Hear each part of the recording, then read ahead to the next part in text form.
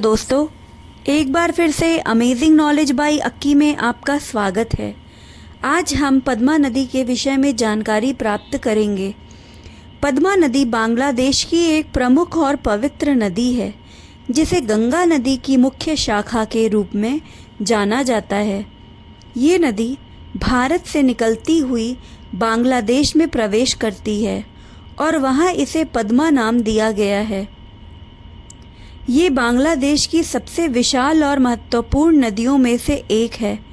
पद्मा नदी की उत्पत्ति भारत में पश्चिम बंगाल के मुर्शिदाबाद जिले के पास से होती है, जहां गंगा नदी से ये अलग होकर बांग्लादेश में प्रवेश करती है। बांग्लादेश में प्रवेश करते ही इसे पद्मा कहा जाता है।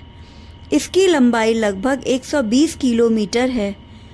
पद्मा नदी बांग्लादेश के कई जिलों से होकर गुजरती है। पद्मा नदी का सबसे महत्वपूर्ण संगम जमुना नदी के साथ होता है। ये संगम बांग्लादेश के गोलदा क्षेत्र में होता है। इसके बाद ये नदी कुछ दूरी पर मेघना नदी से मिलती है और अंततः बंगाल की खाड़ी में विसर्जित हो जाती है।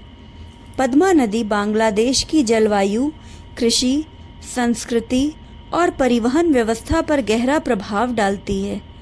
यहाँ की प्रसिद्ध पद्मा हिल्सा मछली पूरे देश में प्रसिद्ध है। पद्मा नदी बाढ़ और तट कटाव का कारण भी बनती है। पद्मा नदी पर बांग्लादेश सरकार ने एक विशाल पुल का निर्माण किया है, जो देश के उत्तर और दक्षिण भागों को जोड़ता है। तो दोस्तों, आज हमने पद्मा नदी के विषय में कुछ जानकारी प्राप्त की। अगर आपको मेरा वीडियो अच्छा लगा हो तो इसे लाइक करें, शेयर करें, कमेंट करें और सब्सक्राइब करना ना भूलें। मिलते हैं नेक्स्ट वीडियो में। तब तक के लिए बाय बाय।